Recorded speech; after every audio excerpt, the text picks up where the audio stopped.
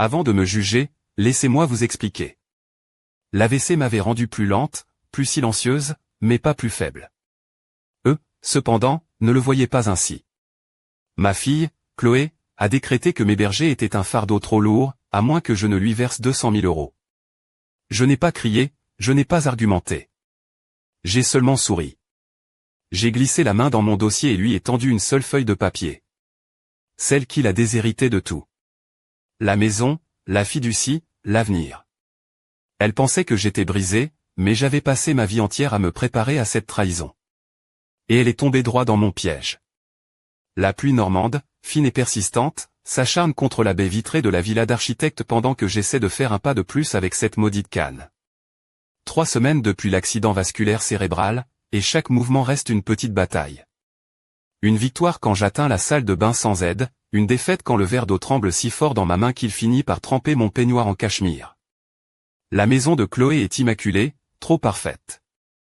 Un intérieur de magazine où chaque objet a sa place assignée, et je suis devenu l'élément qui détonne. L'intruse qui laisse des marques de canne sur le parquet en chêne clair. Maman, tu devrais mettre les chaussons que je t'ai achetés, me lance Chloé en servant le dîner. Son ton est mielleux, mais ses yeux se fixent sur mes pieds nus comme si j'avais commis un crime. Et souviens-toi, le kiné a dit de ne pas traîner les pieds. J'acquiesce et je souris. Le sourire que j'ai perfectionné pendant 30 ans en tant que directrice d'école. Celui qui dit « je t'écoute », tout en dissimulant le fond de ma pensée. Pardon, ma chérie, j'oublie parfois. Marc, son mari, garde le regard fixé sur son assiette, évitant toujours le conflit, faisant toujours semblant de ne pas voir ce qui se passe sous ses yeux. Il est aussi expressif qu'une vache normande regardant passer un train. Léa, ma petite fille, me jette un rapide regard de connivence avant de replonger dans son téléphone. Le dîner se déroule comme tous les précédents depuis mon arrivée. Conversation superficielle sur le travail de Chloé dans l'immobilier de luxe à Deauville, sur un client difficile, sur la manière dont l'économie affecte le marché. Personne ne me demande comment je me sens, si j'ai mal, si mon indépendance me manque. Quand j'élevais mes enfants seuls après la mort de Robert, j'imaginais la vieillesse différemment. J'imaginais de la chaleur, du respect, peut-être même de l'admiration pour avoir navigué seul dans ces eaux troubles, enchaînant les gardes à l'école pour que mes enfants aient les opportunités que je n'avais jamais eues. Mais aujourd'hui, à 71 ans, je ressens un froid qui n'a rien à voir avec le climat de la Normandie. La première fois que j'ai entendu le mot « fardeau », c'était 3 jours après mon arrivée. Je me reposais dans la chambre d'amis, ma chambre désormais, quand les voix de Chloé et Marc ont filtré depuis le couloir. Je ne cherchais pas à écouter, mais les murs de ces maisons modernes sont étonnamment fins. On ne peut pas continuer comme ça, entre ces médicaments et les rendez-vous médicaux, ça nous coûte une fortune. La voix de Chloé était tendue, contrôlée. C'est ta mère, Chloé, qu'est-ce que tu veux qu'on fasse? J'attends qu'elle reconnaisse le sacrifice que nous faisons. Cette maison ne se paie pas toute seule, et maintenant nous avons une bouche de plus à nourrir. Sans parler du temps que je perds à la conduire à ses rendez-vous. Je suis resté immobile, la douleur dans ma poitrine n'ayant rien à voir avec les séquelles de l'AVC. Elle a sa pension, a répondu Marc, sa voix à peine audible. Et tu crois que ça couvre tout? En plus, elle a des économies, de l'argent qu'elle a accumulé pendant des années pendant que nous, on se saigne avec les crédits. C'est juste qu'elle contribue. J'ai fermé les yeux, me remémorant les chèques que j'avais envoyés pour la grande école de commerce de Chloé, pour l'apport de sa première maison, pour le mariage qu'elle voulait avec 200 invités et des centres de table en orchidées importées. Cette nuit-là, j'ai peu dormi. Je me suis demandé si l'AVC n'avait été que le début de ma déchéance, ou s'il avait aussi été le commencement d'une révélation. Mamie, je t'ai apporté une tisane. Léa apparaît dans ma chambre avec une tasse fumante. À 17 ans, elle est tout ce que Chloé n'était pas à son âge, réfléchie, observatrice, généreuse sans rien attendre en retour. Je me demande parfois comment cette fleur a pu pousser sur un sol si aride. Merci, mon amour. Alors, l'école aujourd'hui? Elle s'assoit sur le bord de mon lit, en faisant attention de ne pas secouer le matelas. Un autre petit acte de considération qui ne passe pas inaperçu. Ça va, on lit « L'étranger » de Camus en littérature. Ça me rappelle les histoires que tu me racontais sur le sens de la vie. Je souris, sincèrement pour la première fois depuis des jours. Camus comprenait quelque chose que peu de gens saisissent, l'absurdité des attentes humaines face à l'indifférence du monde. Léa me regarde avec ses yeux trop vieux pour son jeune visage. Maman est différente depuis que tu es là, dit-elle à voix basse. Je ne comprends pas pourquoi elle agit comme ça. Je prends une gorgée de tisane pour gagner du temps. Comment expliquer à une enfant que sa mère voit sa grand-mère comme un investissement qui n'a pas rapporté les dividendes escomptés? Comment lui dire que l'amour vient parfois avec des conditions cachées, écrites en tout petits caractères? Parfois, les gens ont des attentes qu'ils ne communiquent pas, je réponds finalement. Et quand ces attentes ne sont pas satisfaites, ils ressentent du ressentiment. Mais tu as toujours été bonne avec maman. Tu lui as payé ses études, tu l'as aidée pour sa première maison. Elle le sait, ça.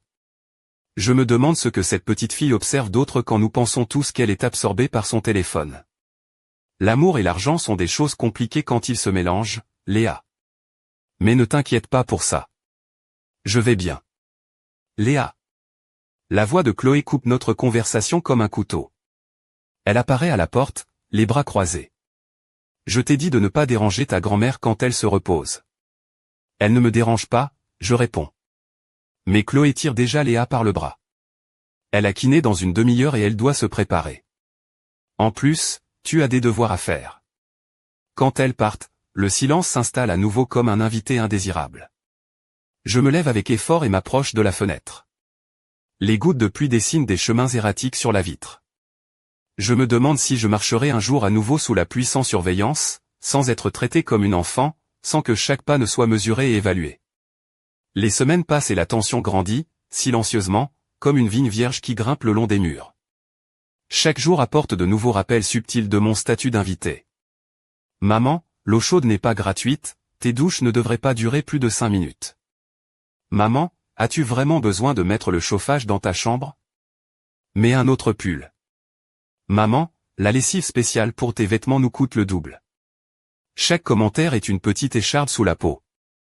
Chaque regard, un rappel que je suis un fardeau. Parfois, je me demande si Chloé a toujours été ainsi, ou si j'étais trop occupé à travailler, trop épuisé à la fin de la journée pour voir les graines de ce qui allait pousser en elle. Aujourd'hui, c'est différent. Je le sens dès le réveil. Il y a une énergie distincte dans la maison, une détermination dans les pas de Chloé alors qu'elle s'affaire dans la cuisine. C'est dimanche. Marc est à la maison, agité, se déplaçant d'une pièce à l'autre comme s'il cherchait un abri contre une tempête imminente. Léa est sortie avec des amis, probablement sur la suggestion de Chloé. Maman, il faut qu'on parle. Chloé s'assoit en face de moi à la table de la cuisine. Elle a des classeurs, des papiers, une calculatrice. Ce n'est pas une conversation, c'est une présentation. Bien sûr, ma chérie. Ça fait presque 5 semaines que tu es venue vivre avec nous, commence-t-elle en ouvrant un classeur avec méticulosité, et je pense qu'il est temps que nous parlions d'arrangement à long terme. J'acquiesce, gardant mon expression neutre alors que mon cœur accélère son rythme. Marc et moi avons fait les comptes. Entre le coût supplémentaire de ta présence ici, le temps que j'investis dans tes rendez-vous médicaux, les modifications que nous avons dû faire dans la maison.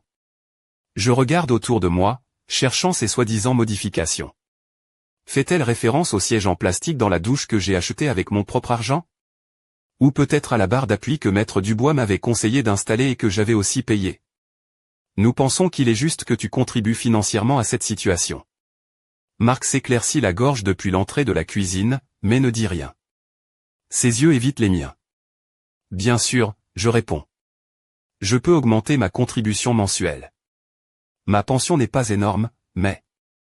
Je ne parle pas de ta pension, maman, m'interrompt Chloé. Je parle de tes économies. Je sens l'air s'épaissir autour de moi. Mes économies? Nous savons que tu as de l'argent de côté. Tu as vécu frugalement toute ta vie. Tu avais une maison payée que tu as vendue il y a 5 ans. Cet argent est quelque part. Je la fixe, cherchant sur son visage un trait de la petite fille que je berçais autrefois dans mes bras. Celle qui pleurait si elle voyait un oiseau blessé. Chloé, que demandes-tu exactement? Elle pousse un papier vers moi. C'est une liste détaillée de dépenses, avec des montants. Nourriture, électricité, eau, temps de conduite, usure émotionnelle. Chaque aspect de mon existence dans sa maison a été quantifié, mesuré et tarifé. Nous avons besoin de 200 000 €, dit-elle finalement, sa voix aussi ferme que lorsqu'elle négocie la vente d'une maison. C'est une compensation juste pour prendre soin de toi, maintenant et à l'avenir. Je me réveille avec la première lueur de l'aube qui filtre à travers les rideaux.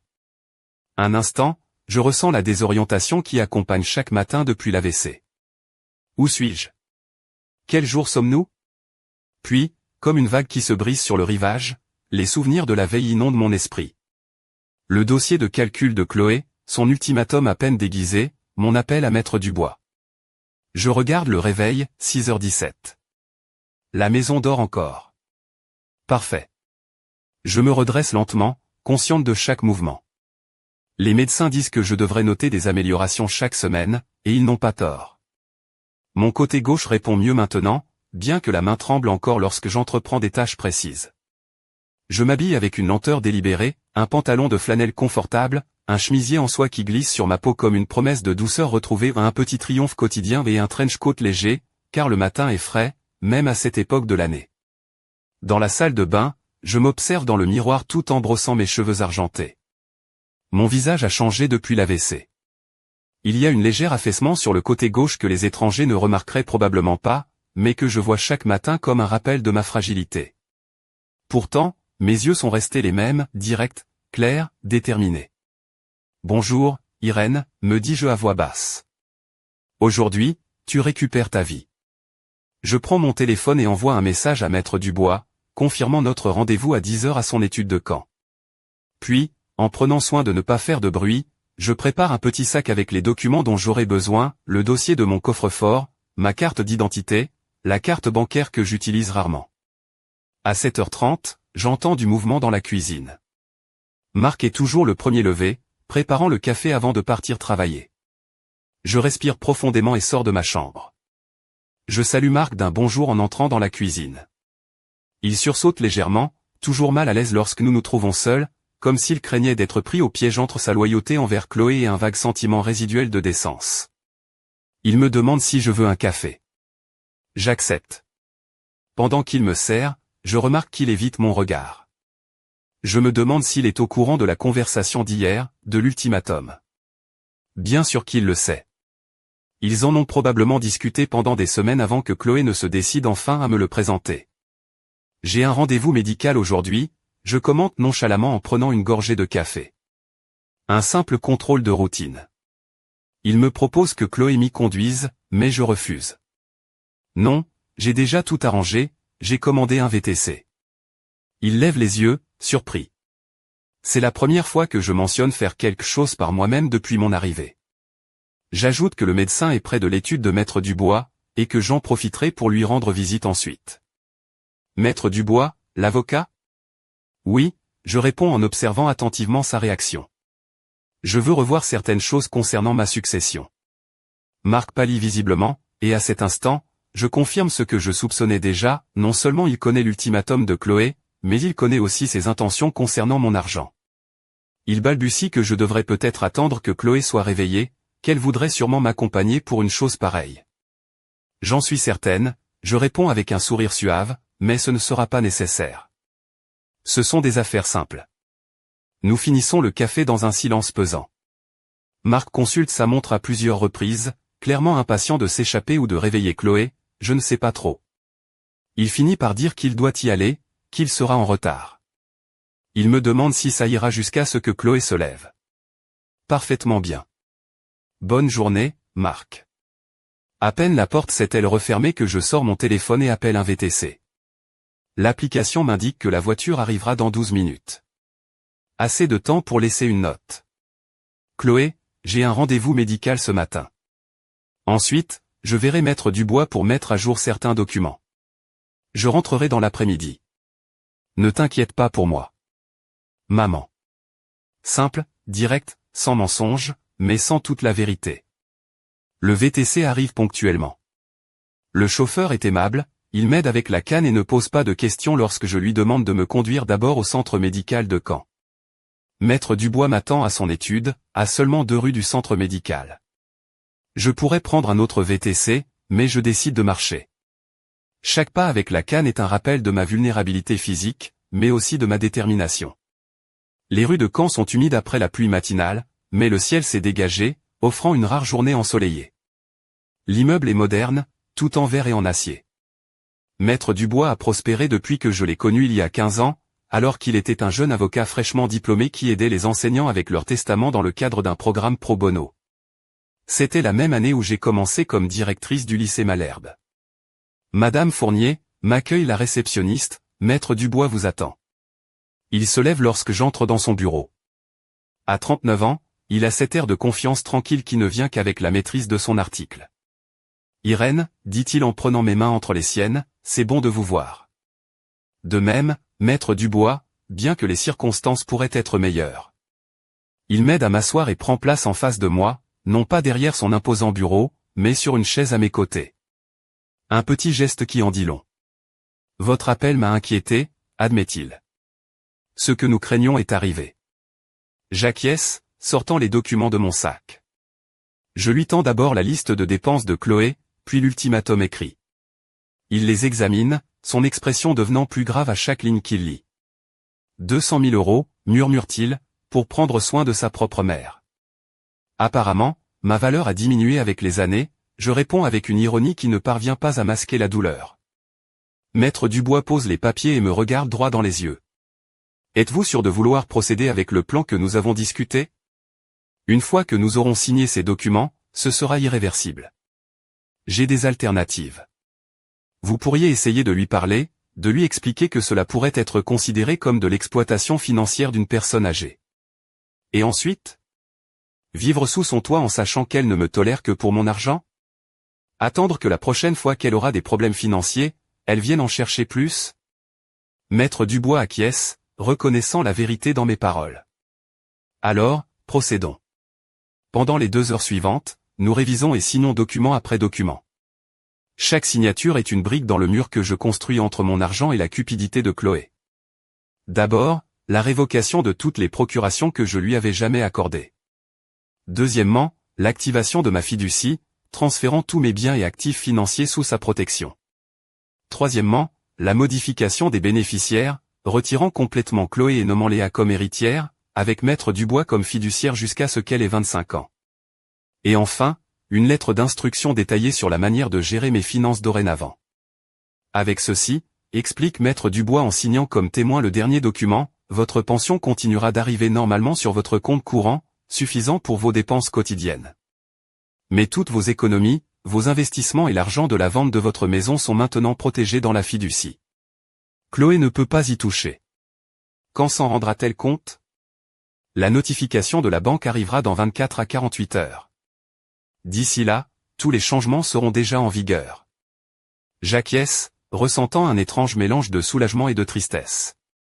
Ce n'est pas ainsi que j'imaginais que les choses se termineraient avec ma fille. Quel est votre plan maintenant, Irène? Demande Maître Dubois en rangeant les documents dans des chemises officielles. Je ne peux pas rester avec Chloé après ça. Bien sûr que non. Mais avez-vous pensé où vous iriez? Je peux vous recommander. J'ai déjà tout prévu, je l'interromps. J'ai appelé Martine. Vous vous souvenez d'elle? Mon amie de l'université qui vit dans le quartier du Vogueux à Caen. Je m'en souviens, elle est venue avec vous lorsque nous avons mis à jour votre succession il y a 3 ans. Martine a une chambre d'amis de libre. Elle m'a toujours dit que je pouvais rester chez elle si j'en avais besoin. Il semble que ce moment soit arrivé. Maître Dubois sourit légèrement. Toujours une longueur d'avance, n'est-ce pas? Quand on est directrice d'école pendant 20 ans, on apprend à se préparer à toutes les éventualités, surtout les plus désagréables. Je me lève, m'appuyant sur ma canne. Maître Dubois me tend une chemise avec des copies de tous les documents que nous avons signés. Il propose de me raccompagner. Ce n'est pas nécessaire, j'ai un VTC qui m'attend. Il me conduira directement chez Martine. Et vos affaires? Vos vêtements? J'ai l'essentiel dans ce sac. Martine et moi irons faire des courses demain pour ce dont j'ai besoin. Ce que j'ai laissé chez Chloé, eh bien, considérez cela comme ma dernière contribution à son foyer. Maître Dubois me regarde avec un mélange d'admiration et d'inquiétude. Irène, si vous avez besoin de quoi que ce soit. Je sais. Et merci, Maître Dubois. Non seulement pour ceci, dis-je en désignant les documents, mais pour avoir prévu que quelque chose comme ça pourrait arriver. J'ai vu trop de cas comme le vôtre, répond-il gravement. La différence, c'est que la plupart des gens ne se préparent pas avant qu'il ne soit trop tard. Nous nous disons au revoir à l'entrée de l'immeuble. La maison de Martine semble avoir absorbé des décennies de rires et de conversations. Des livres de la Pléiade s'empilent sur chaque surface, des tasses de thé oubliées entre des pages cornées, des photographies encadrées qui racontent des histoires sans mots. C'est l'antithèse du minimalisme stérile de Chloé. Nous sommes assises dans sa petite cuisine aux tomates anciennes, sirotant une verveine tandis que le crépuscule teinte les murs de nuances dorées. Martine a préparé un dîner simple, une soupe de légumes du marché, une baguette fraîche, un camembert coulant qui ne demande pas beaucoup d'efforts de mastication. De petites attentions qui ne sont pas annoncées comme des sacrifices. Alors, me dit Martine après un silence confortable, comment crois-tu qu'elle va réagir? Elle n'a pas besoin de préciser de qui nous parlons. Avec fureur, je réponds en faisant tourner la tasse entre mes mains. D'abord l'incrédulité, puis l'indignation, et enfin la rage pure. As-tu peur? Je considère la question un instant. Pas de Chloé, pas physiquement. Mais oui, j'ai peur d'affronter la réalité que ma propre fille me voit comme un moyen pour arriver à ses fins. Martine hoche la tête, ses yeux bleus toujours vifs malgré l'âge me regardent avec compréhension. Nous sommes amis depuis plus de 50 ans. Elle était là quand je suis devenue veuve à 32 ans, quand j'ai dû élever 2 enfants avec un salaire de professeur, quand j'ai finalement obtenu mon agrégation tout en travaillant à temps plein. Tu sais, dit-elle, je me suis toujours demandé pourquoi tu étais si généreuse avec Chloé, même quand il était évident qu'elle ne mesurait pas tes sacrifices. C'est ma fille, Martine. Antoine est aussi ton fils, et il n'a jamais exigé la moitié de ce que tu lui as donné. C'est vrai. Mon fils cadet, qui vit maintenant à Berlin où il est traducteur, demande rarement de l'aide. Nous nous parlons chaque semaine en visioconférence, et il est toujours plus inquiet pour moi que pour lui-même. Je devrais l'appeler bientôt, lui expliquer ce qui s'est passé. Je suppose que j'ai toujours senti que Chloé avait besoin de plus, je réfléchis. Elle était plus sensible. Quand Robert est mort, elle n'avait que 7 ans et ne comprenait pas pourquoi son père ne rentrerait plus à la maison. Antoine était plus petit, il s'est mieux adapté. Ça n'explique pas les 40 années suivantes, souligne Martine, toujours aussi directe. Mon téléphone, qui vibrait par intermittence depuis mon arrivée, se met à sonner avec insistance. Le nom de Chloé s'affiche à l'écran. Veux-tu répondre, demande Martine. Je secoue la tête. Pas encore. J'ai d'abord besoin de me reposer. Comme pour répondre à mes pensées, le téléphone cesse de sonner. 1 minute plus tard, un message texte arrive, « Maman, je suis morte d'inquiétude. » Où es-tu? Marc dit que tu as mentionné voir Maître Dubois. S'il te plaît, appelle-moi immédiatement. J'éteins le téléphone et le glisse dans la poche de mon gilet. Demain, je dis plus pour moi-même que pour Martine. Demain sera bien assez tôt. La chambre que Martine m'a préparée est petite mais accueillante. Un lit simple avec un édredon en patchwork fait main, une commode en merisier avec un miroir ancien, une fenêtre donnant sur le jardin arrière où un vieux pommier étend ses branches comme des bras protecteurs. Je dors mieux que je n'ai dormi depuis des semaines, sans ce sentiment constant d'être une intruse, de devoir mesurer chaque mot, chaque mouvement, chaque besoin. Je me réveille avec l'odeur du café et le son de Martine qui fredonne dans la cuisine. Un instant, je me sens désorienté, mais je me souviens alors où je suis, et pourquoi. Un sentiment de paix m'envahit, malgré la certitude que la tempête approche. Après m'être habillé avec des vêtements que Martine m'a prêtés, puisque j'ai presque tout laissé chez Chloé, je me dirige vers la cuisine. Martine prépare des œufs brouillés et des tartines. Bonjour, belle au bois dormant, me salue-t-elle avec un sourire. Comment te sens-tu?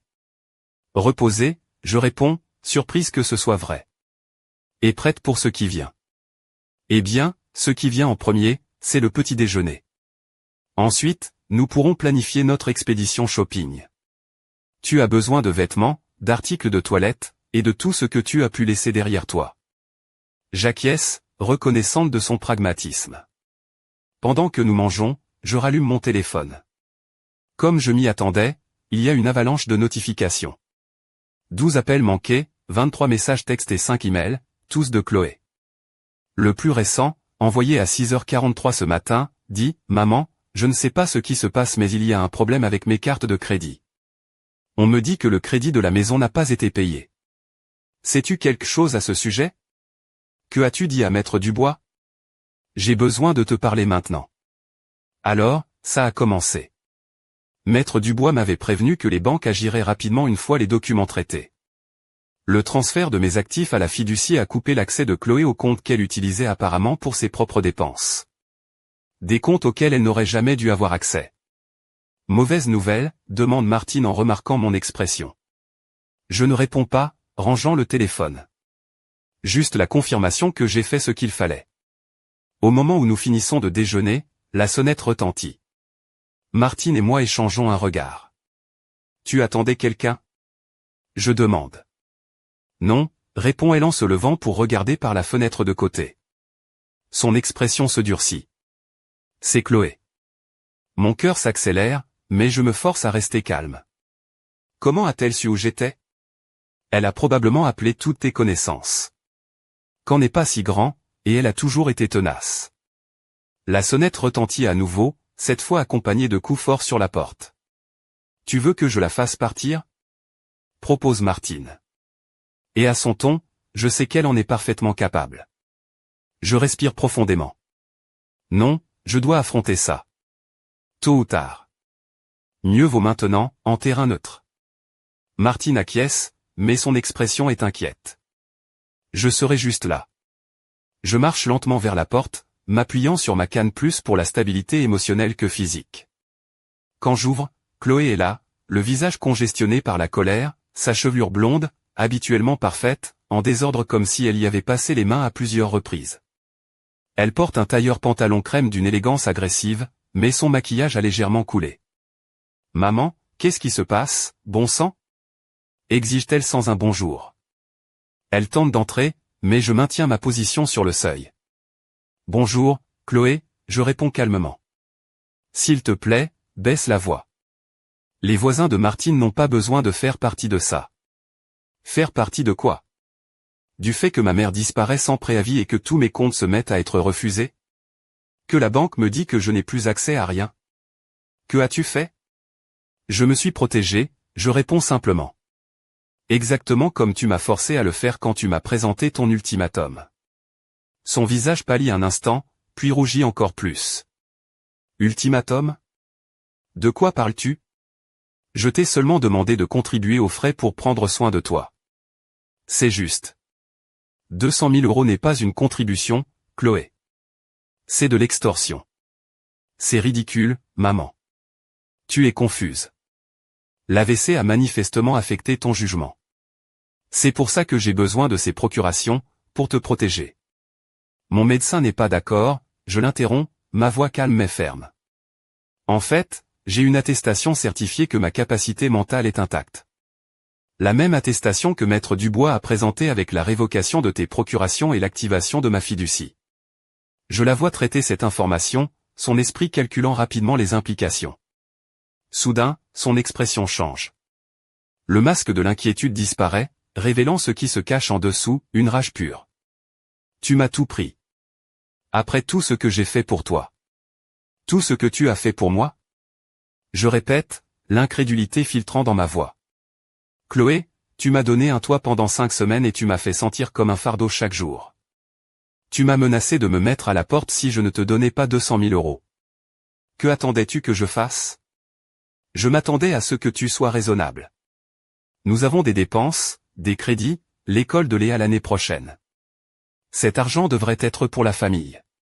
Cet argent est le résultat de décennies de travail acharné et de sacrifices.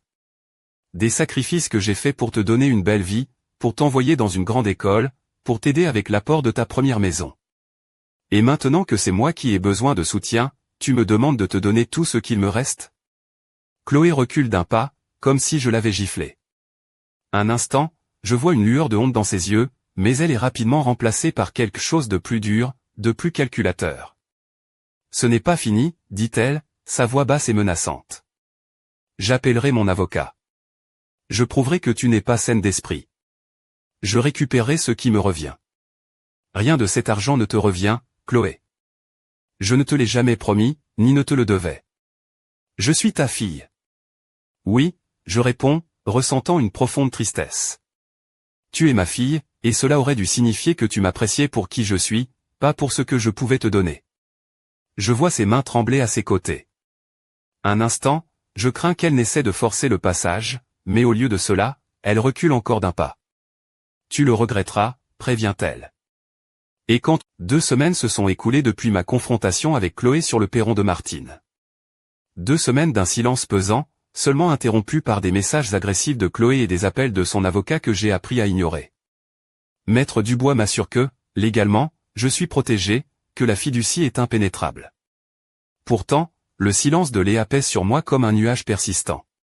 Ce matin, alors que j'aide Martine à planter des bulbes de tulipes dans son jardin arrière, mon téléphone vibre dans la poche de mon tablier.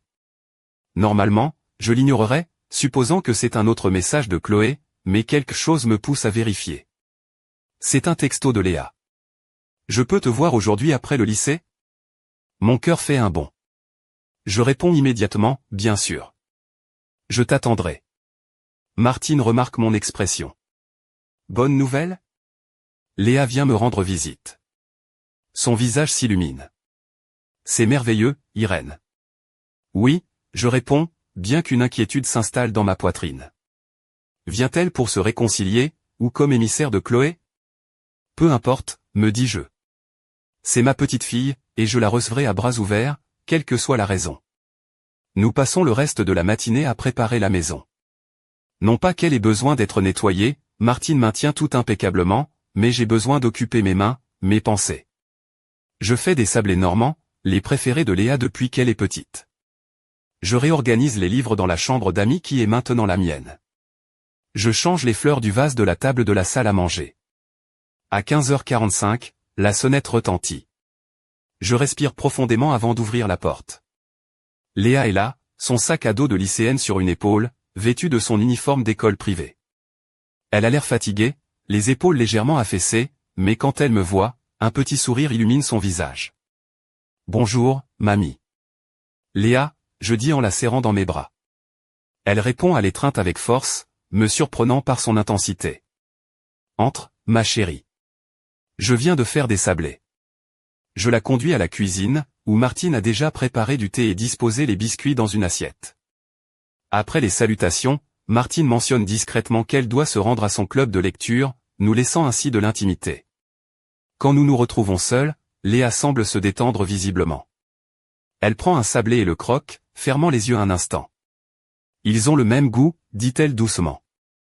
Exactement comme ceux que tu faisais quand j'allais chez toi après l'école. La même recette. Certaines choses n'ont pas besoin de changer. Nous mangeons en silence pendant quelques minutes, le tic-tac de l'horloge murale marquant le temps. Finalement, Léa pose sa tasse et me regarde droit dans les yeux. Les choses à la maison sont terribles. J'acquiesce, attendant qu'elle continue. Maman est obsédée par l'idée de récupérer l'accès à tes comptes. Elle parle à des avocats tout le temps. Papa est à peine à la maison, je crois qu'il ne supporte pas l'attention. Et moi? Elle s'arrête, la voix se brisant légèrement. Je me sens prise au milieu de tout ça. J'étends ma main sur la table et prends la sienne. Je suis désolé, Léa. Je n'ai jamais voulu que tu sois affectée par ça. Ce n'est pas ta faute, répond-elle avec une fermeté qui me surprend. J'ai beaucoup réfléchi ces 2 dernières semaines. Je me suis souvenu de choses. Comment maman parlait toujours de la maison de grand-mère comme si c'était un bien qui lui reviendrait un jour. Comment elle comptait sur ton argent pour des choses comme nos vacances ou la rénovation de la cuisine. Je reste silencieuse, lui permettant de traiter ses pensées. J'ai trouvé autre chose, continue-t-elle en ouvrant son sac à dos. Elle en sort un dossier usé. Je cherchais dans le bureau de maman, essayant de mieux comprendre ce qui se passait. J'ai trouvé ça. Elle ouvre le dossier et me montre le contenu. Ce sont des relevés bancaires, mais pas des comptes normaux de Chloé et Marc. Ils proviennent d'un compte à mon nom, mais avec Chloé comme cotitulaire et signataire autorisé. Un compte que je n'ai jamais ouvert. Je ne comprends pas, dis-je en étudiant les documents. Je n'ai jamais autorisé ça. Je sais, répond Léa, sa voix à peine un murmure. Regarde la signature. J'examine de plus près et je vois ma prétendue signature sur les documents d'ouverture de compte. C'est une imitation convaincante, mais ce n'est certainement pas mon écriture. Elle a falsifié ma signature, je murmure, la prise de conscience me frappant comme un coup de poing physique. Depuis quand fait-elle ça? D'après ce que j'ai pu voir, depuis environ 3 ans. Peu de temps après que tu aies vendu ta maison. Je ferme les yeux, essayant d'assimiler cette nouvelle trahison. Ce n'est pas seulement que Chloé voulait mon argent maintenant, elle avait prévu de se l'approprier depuis des années. Pourquoi me montres-tu ça, Léa? Je demande enfin, bien que je pense connaître la réponse. Parce que j'avais besoin que tu saches que je te crois.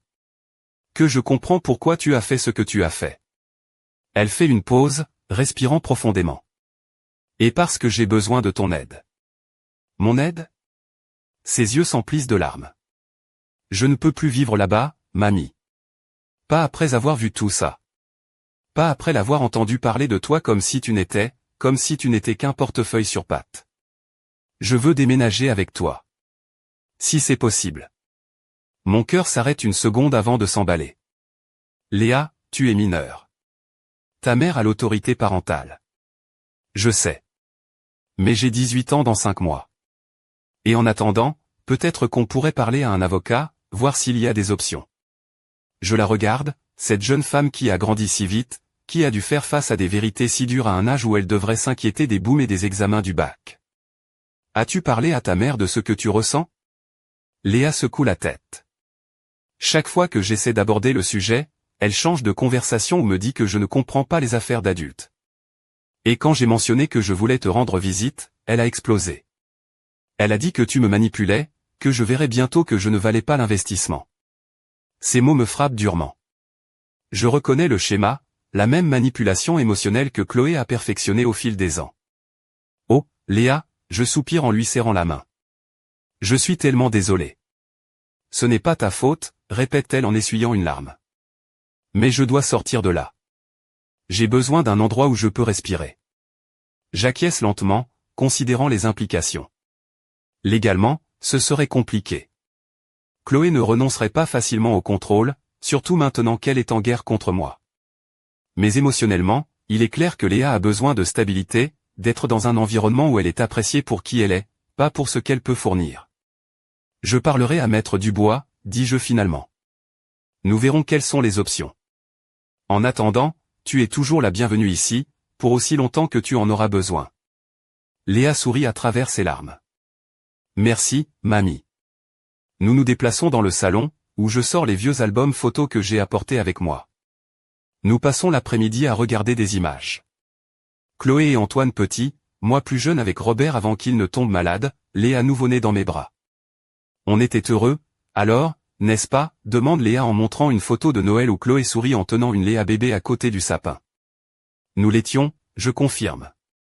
Et nous pouvons être heureux à nouveau, de différentes manières. En tournant les pages, je lui raconte des histoires qu'elle n'avait jamais entendues. Comment j'ai rencontré son grand-père à l'université, comment j'ai travaillé comme professeur tout en préparant mon agrégation, comment Martine et moi avons un jour parcouru l'Europe en sac à dos après nos études. Je n'ai jamais su que tu avais fait tant de choses, dit Léa, étonnée.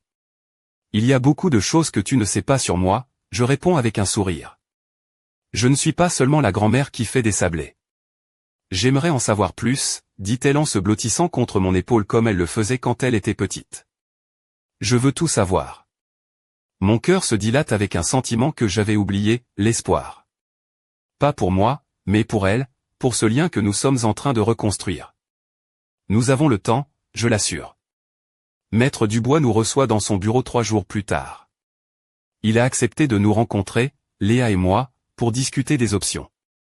En attendant, je remarque que Léa se mordit la lèvre, une habitude nerveuse qu'elle a depuis l'enfance. Tout ira bien, je lui dis à voix basse. Nous allons juste écouter ce que Maître Dubois a à dire.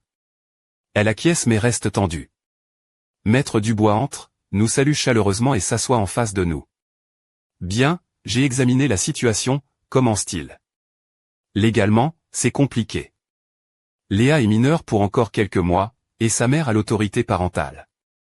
Sans une raison qui constitue un abandon ou une maltraitance selon la définition légale, il serait difficile de changer cela en si peu de temps. Léa s'affaisse légèrement sur son siège. Cependant, poursuit Maître Dubois, il y a quelques options que nous pourrions envisager. Premièrement, Léa pourrait demander l'émancipation légale. Étant donné qu'elle approche de ses 18 ans et qu'elle peut démontrer sa maturité et son autosuffisance, cela pourrait être viable. Autosuffisance, demande Léa. Prouver que tu peux subvenir à tes besoins financièrement, explique Maître Dubois. Bien que dans ce cas, si Irène est prête à te fournir un logement et un soutien, cela pourrait satisfaire. Le palais de justice de Caen se dresse, imposant, contre le ciel gris de Normandie. Ses colonnes de pierre et ses marches majestueuses semblent conçues pour intimider, pour rappeler à ceux qui entrent que la justice est une affaire solennelle. Tandis que je monte les marches, m'appuyant plus fermement que d'habitude sur ma canne, je sens le poids de ce qui est sur le point de se produire. Maître Dubois marche à mes côtés, sa présence aussi rassurante qu'un phare dans la brume. Derrière nous, viennent Martinet, étonnamment, mon médecin traitant, le docteur Martin, qui a insisté pour assister personnellement à l'audience lorsqu'il a appris la nouvelle. « Êtes-vous prête ?» demande Maître Dubois alors que nous nous arrêtons sur la dernière marche. Aussi prête que l'on puisse l'être pour affronter sa fille dans un tribunal, je réponds, essayant une plaisanterie qui tombe à plat. 3 semaines se sont écoulées depuis la réception de la notification légale.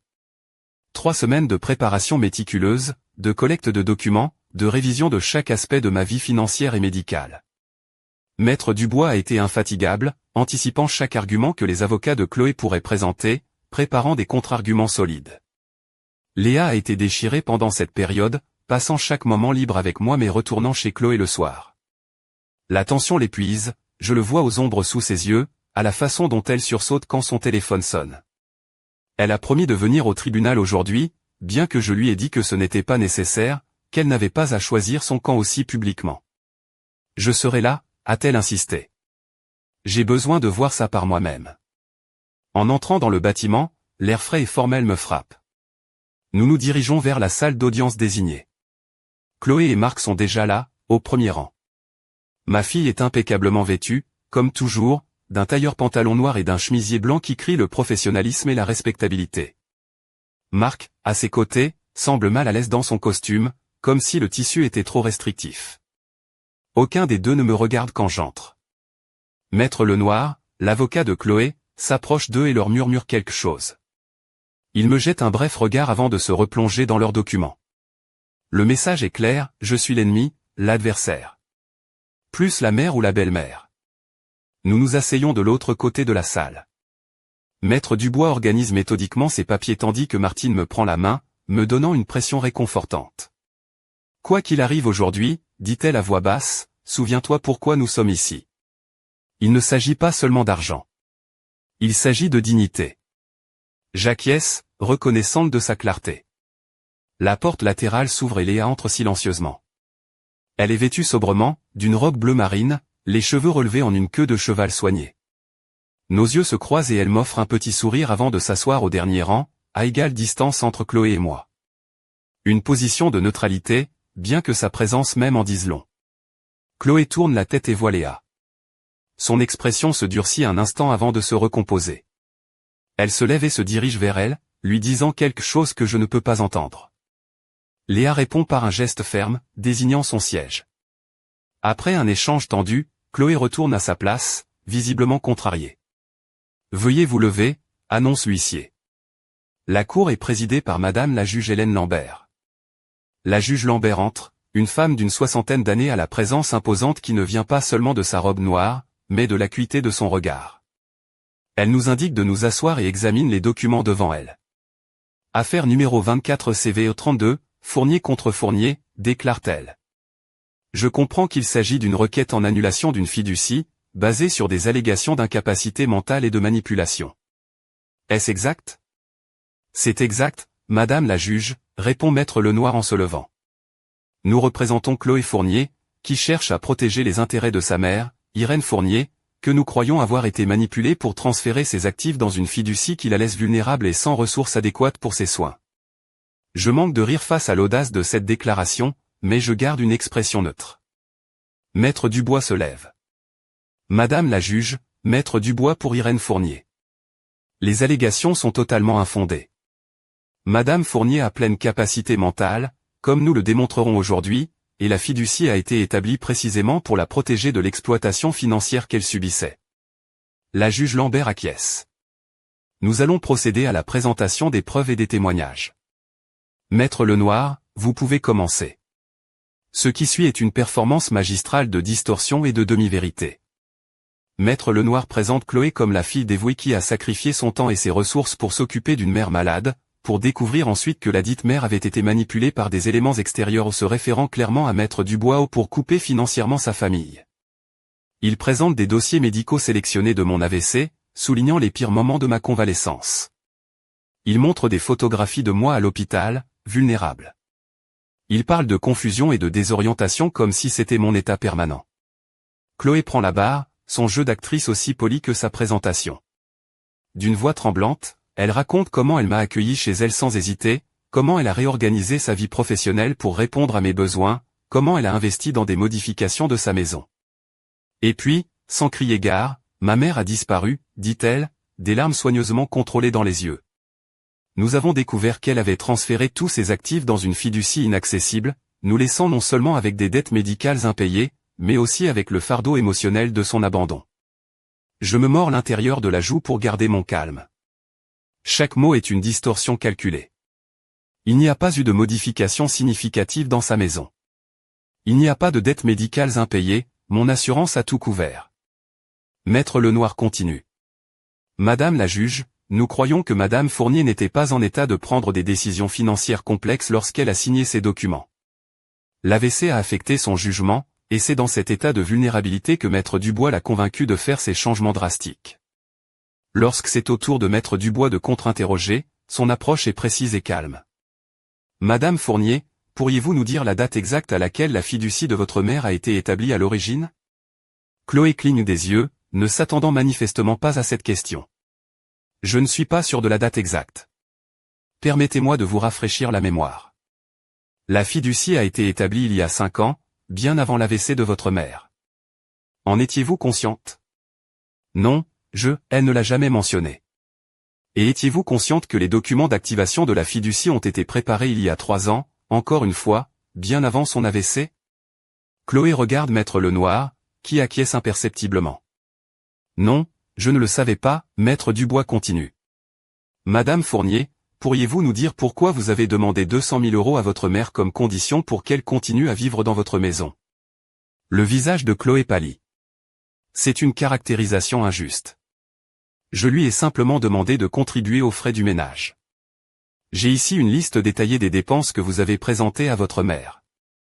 Elle comprend des éléments tels que l'usure émotionnelle, évaluée à 20 000 €, et la perte d'intimité, à 15 000 €. S'agit-il de contributions normales aux frais du ménage? La salle est parcourue de murmures. Je vois Léa se tendre sur son siège, son expression un mélange de douleur et de justification. Lorsque c'est notre tour de présenter des preuves, Maître Dubois est méthodique. Il appelle d'abord le docteur Martin, qui témoigne de ma pleine capacité mentale, présentant des évaluations réalisées avant et après l'activation de la fiducie. À mon avis professionnel, conclut le docteur Martin, Madame Fournier a pleine capacité à prendre des décisions financières et légales complexes. Son AVC n'a pas affecté ses fonctions cognitives de manière significative. Maître Dubois présente la chronologie complète de la fiducie, démontrant qu'elle faisait partie d'une stratégie de planification patrimoniale soigneusement réfléchie sur des années, et non d'une décision impulsive prise sous la contrainte. Puis, dans un mouvement qui me surprend, il appelle Martine à la barre. Mon ami s'assoit droite, le regard ferme. Madame, depuis combien de temps connaissez-vous Irène Fournier? Demande Maître Dubois. 52 ans, répond Martine. Nous nous sommes rencontrés à l'université et sommes amis depuis. Et pendant ces 52 ans, avez-vous eu l'occasion d'observer la relation entre Irène et sa fille, Chloé? Oui. Depuis que Chloé est enfant.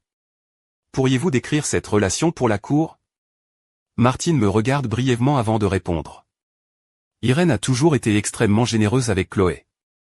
Elle a payé l'intégralité de ses études, l'a aidé avec l'apport pour sa première maison, a contribué de manière significative à son mariage. En retour, Chloé a toujours semblé en attendre plus. Objection, interrompt Maître Lenoir. Spéculatif. Je reformule, dit Maître Dubois doucement. Madame, Irène vous a-t-elle déjà fait part de ses inquiétudes concernant l'attitude de Chloé envers ses finances? Oui, de nombreuses fois au fil des ans. J'étais avec elle lorsqu'elle a mis à jour sa fiducie il y a 3 ans, précisément parce qu'elle s'inquiétait de la pression financière que Chloé exerçait. Et qu'avez-vous observé lors du séjour d'Irène chez Chloé après son AVC? Je lui rendais visite régulièrement. J'ai vu comment Irène était traitée, non pas comme une mère aimée, mais comme un fardeau, un inconvénient. Je l'ai vue se recroqueviller de plus en plus, devenir plus silencieuse, plus prudente. Maître Lenoir contre-interroge agressivement,